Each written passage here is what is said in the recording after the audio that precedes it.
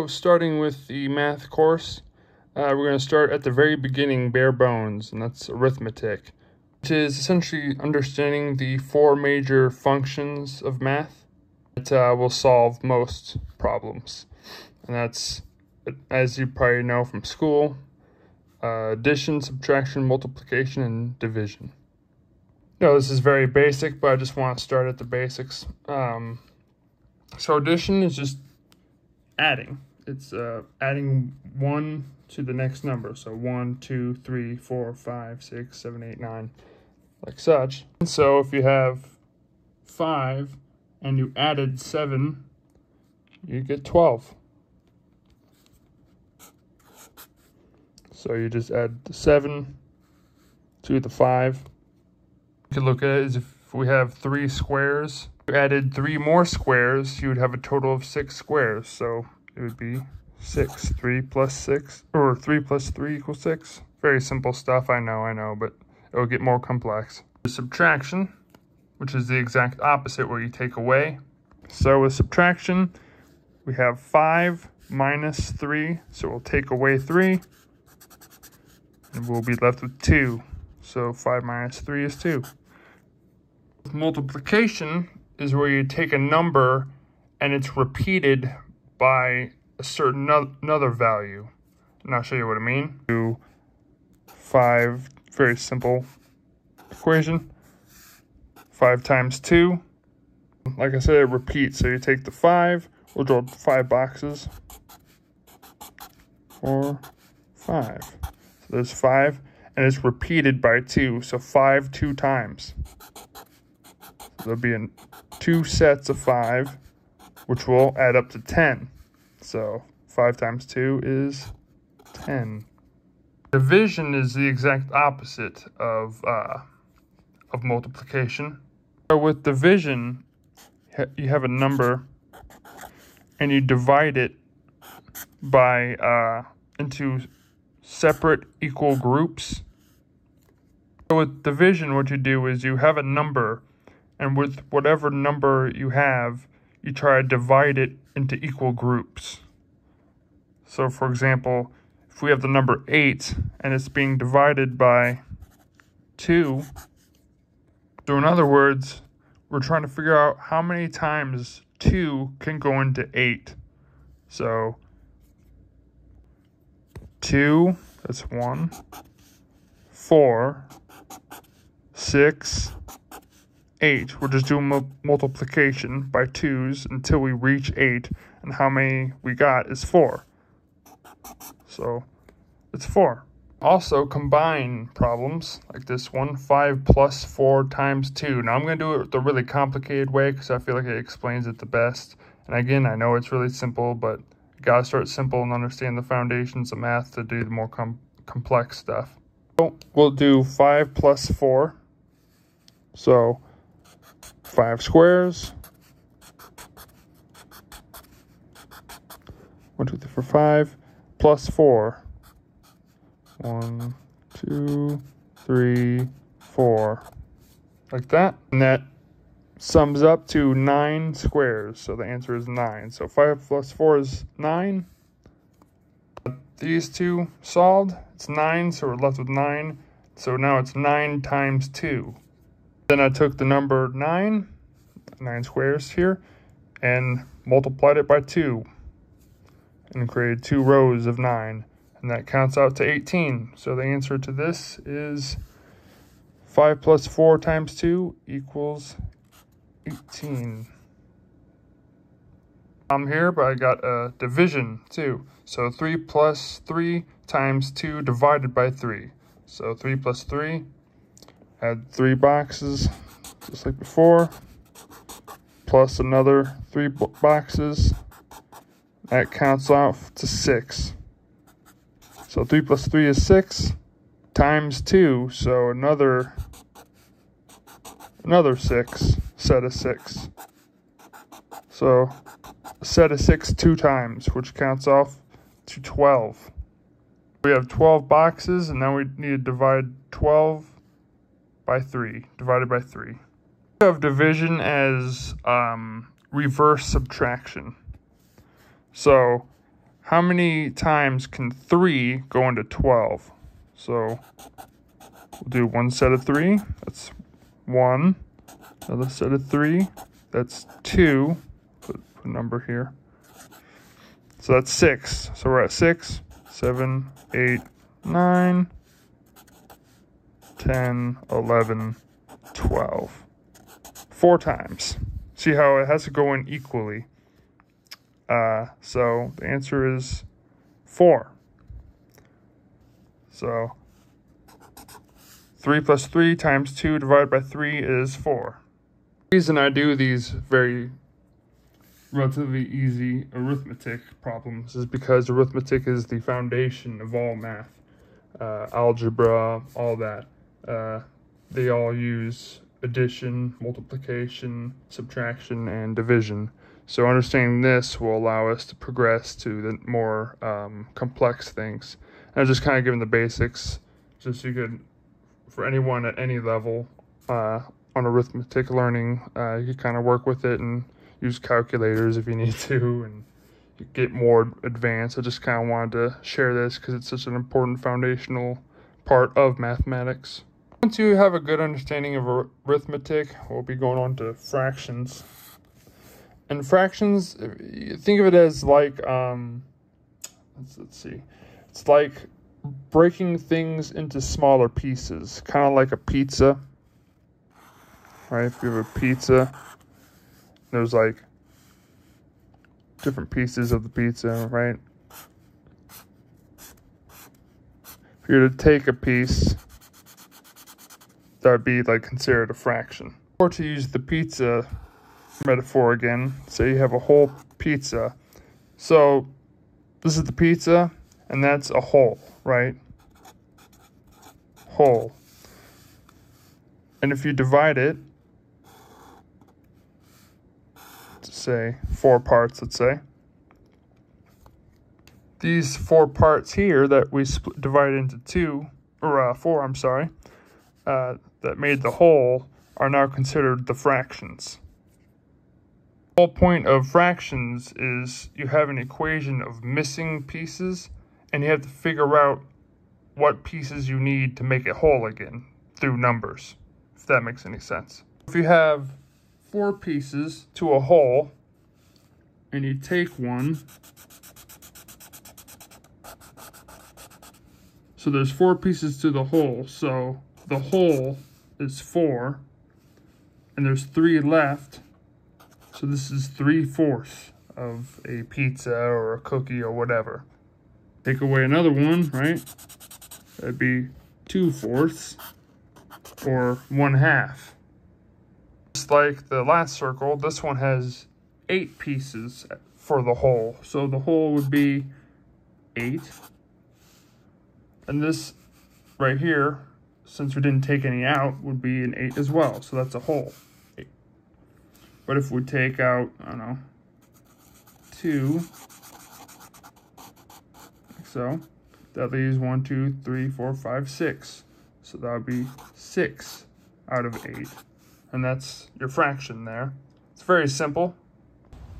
And Black Hawk is surrounded by woods, which is nice, especially during the autumn. Go for a nice walk. To have two fractions that you were adding, let's say 1/2 plus 1/2, you would think that'd make a whole, right? But if you do the equation, if you're just to add them, be 2/4, which isn't right either, because it should be a whole, and that's still 1/2, because 2 is half of 4. So there's a code or rules that you follow called the order of operations. Order operations. And basically that's kind of the rules of well, just math, but in this case fractions. If we were to do it again, the correct way to do it is if the bottom number is the same, you just move it over, like so.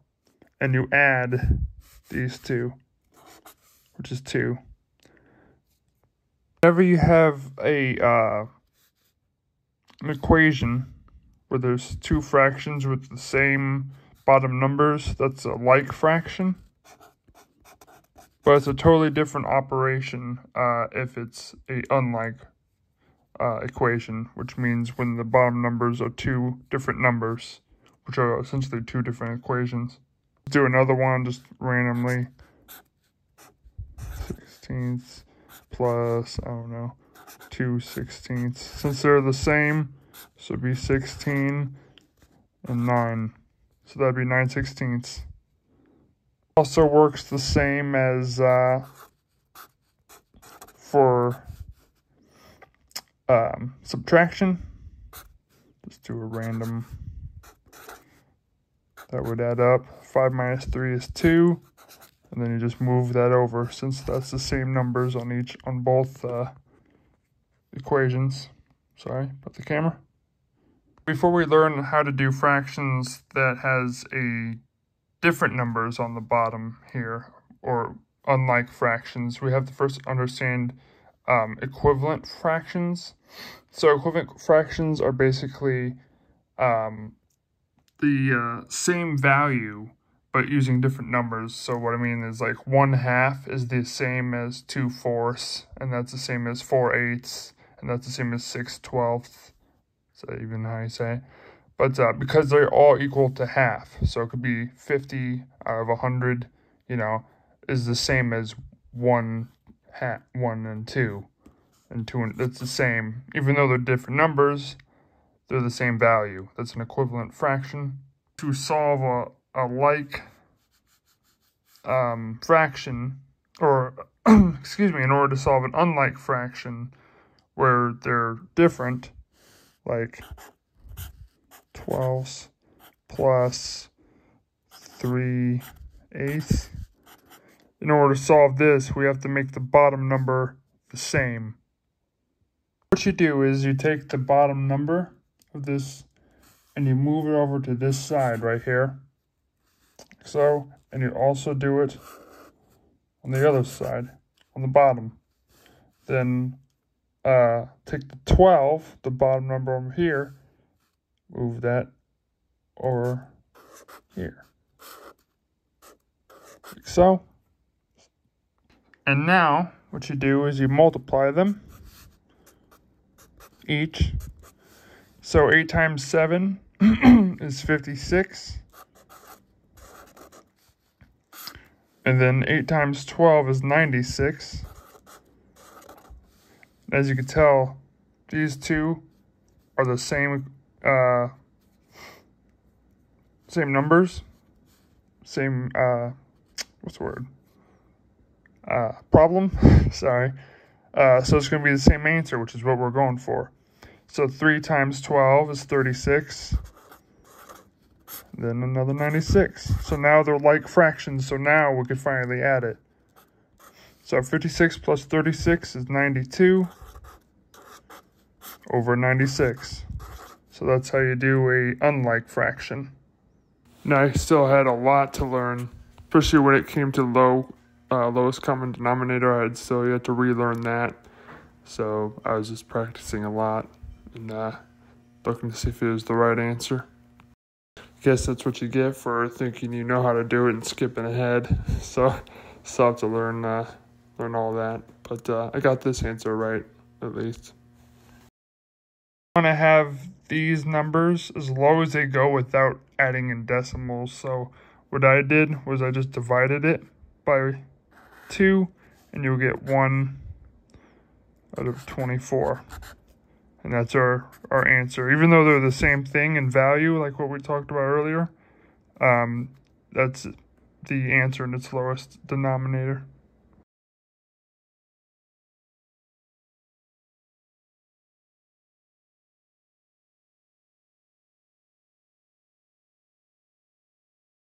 I'm pretty sure that's the lowest common denominator, because anything, if you divide 5 anymore, it'll be in a decimal, so that won't work.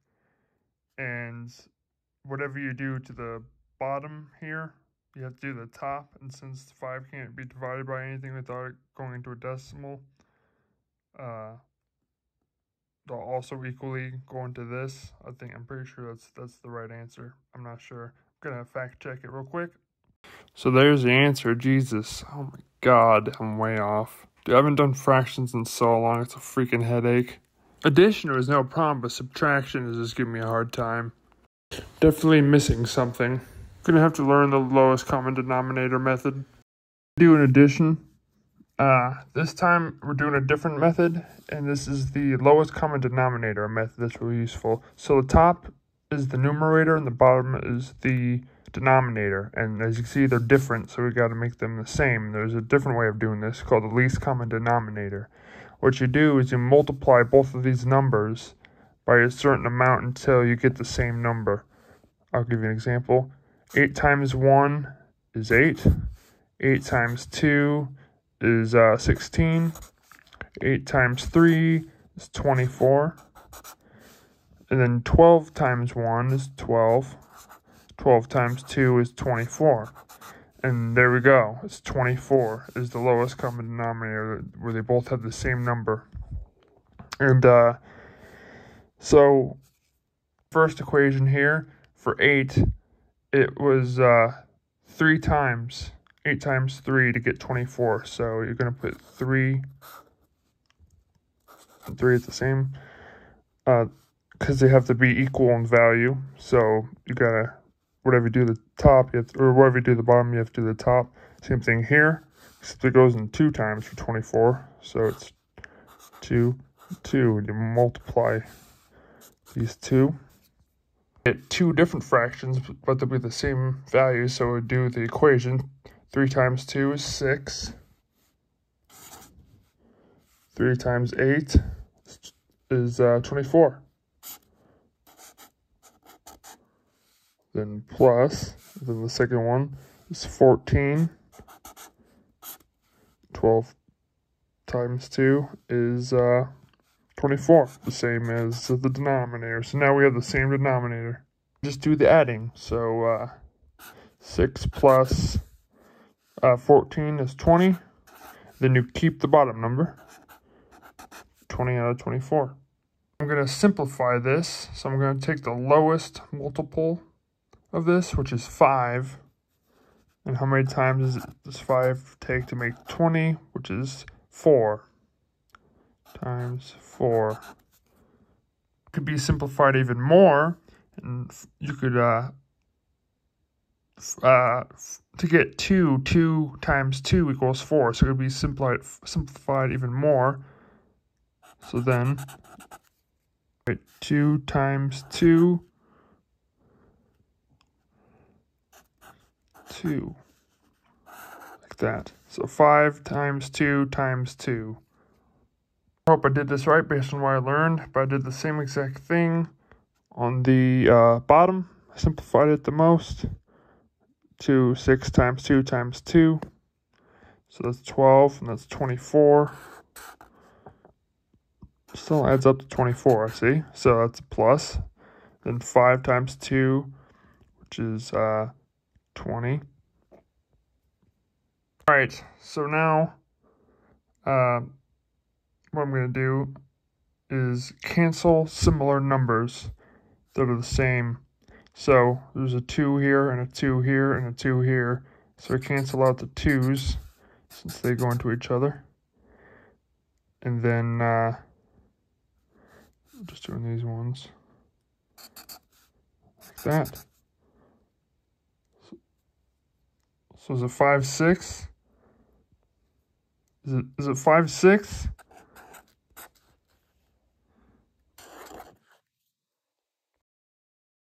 So I did a full subtraction fraction equation, and I'm hoping it's right. 2 over 21. I simplified it. I didn't really have to, because I realized that 2 times 1, which is the smallest number you could get for 2, is it's just going to be 2, and that's going to be the same. But I wrote it down anyways, just to show. Hopefully I got it right. The easiest way to do it is if we take 15 out of 48, for example, or over 48, Those are both divisible by 3. You want to find the lowest number that both of those are divisible by. In this case, it's 3. 3 goes into 15 5 times. So top number will be 5. And 3 goes into 48 16 times. So the simplified version of this would be 5/16. The fraction I did, so 48 over 72, that goes in 12 times 4, and the bottom is 12 times 6. In other words, 72. The number 72, you could have 12 6 times, and 12 4 times up here. Simplify it. Hopefully this is right. These two are common. Cross them out, leaving you with 4 6. Hopefully that's right. I'm going to check. Since 4 and 6 are both equivalent to 2, or divisible by 2, I should say, we could keep simplifying it to its lowest numbers. And since it could go lower than this, since both of these are divisible by 2, we could simplify it further. 2 goes into 4 2 times. 2 goes into 6 3 times. So it's 2/3. Now we're going to be going over the basics of percentages. So it's pretty similar to fractions in a way. Again, most of you probably know what fraction or percentages, how they work, but this is just the bare basics before we get into more complex stuff. You have 0 and 100, right? 0, so this represents like a pie, and the 0% would be no pie, and 100% would be a full pie. And so therefore 50%, between half of 100 and 0 would be half a pie. So you kind of get the idea. Or if percentages was a number, if you had 100 and it was minus 25%, it'd be minus 25, so you'd have 75. If you deducted 25% off of 100, you have 75. If you have 200 and you reduce that by 50%, which is half of 200 is 100. If we have a problem to where 10% equals 70, in other words, if 70, and it could be 70 anything, $70 represents 10%, what would 100% be? So what I did was I took 70, which is the number that we got, the dollars, let's say, divided by 10, which gives you 7. So you have 7. So 7 equals 1%. If you do the math, 7 times 10 will give you 70. So now we know what 1% represents. Now, since we know that 7 is equivalent to 1%, you could take 7 and multiply that by 100 to know what 100% is, and that would be 700 equals 100%. Took a quiz on fractions and got 100% on it. And then I did a quiz on percentages. I'm learning mixed numbers. So as you can see, there's an additional number here plus fraction. And even though you can't see it, it's always going to have a plus right here. And I'll tell you why that's important. A pretty simple equation, all you do is just add these two. So this would be 5 and 1/2. I'll show you what to do in this circumstance where you have a mixed number plus a fraction. All you do is, since there's no other number on the side there, what you do is you just do this fraction here. And since you have the same denominator, you just add these two. So 4 plus 3 is 7. 7/8. And then you just drop the 2 since there's no other number to add. So it's 2 and 7/8. We do another problem do it again. So since there's no other number, it's just 3 plus, and since they have the same denominator, we just add these two, which is, sorry, I was looking at the camera, 4 over 8. So the answer would be 4 over 4/8. However, this could be simplified by 2, making it 1/2. Once it's simplified all the way, that is. Because 8 is divisible by 2, and so it's 4, so you can bring it all the way. 4/8 is equivalent to 1/2, so simplified, it's 4.5.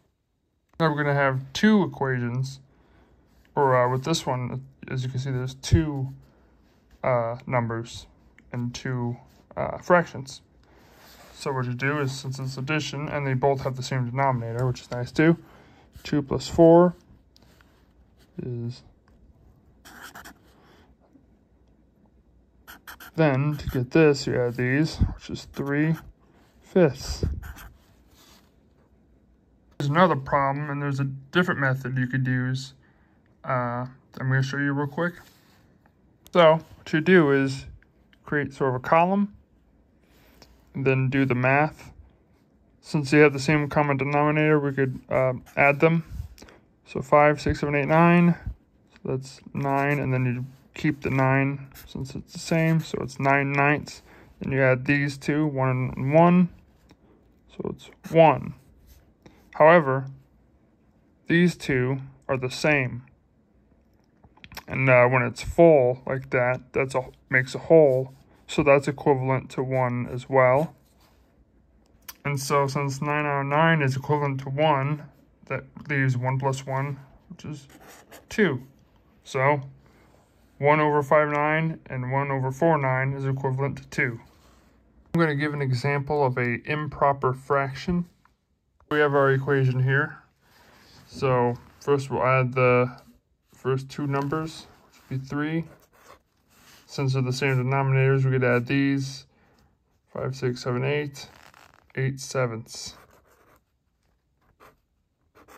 And this is an improper fraction because the denominator is the whole and the numerator is higher than the denominator.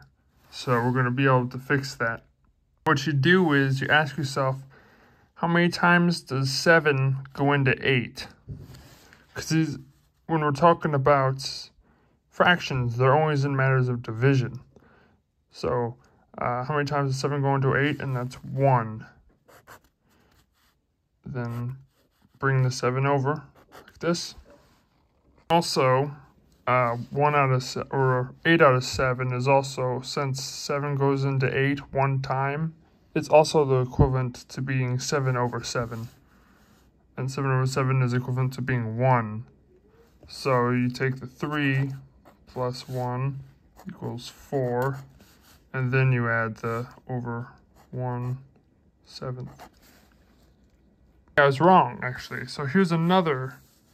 Well, I was right about the first one, but when it comes to just a fraction without a mixed number, what you do is take the denominator and how many times does 10 go into 24 without going over?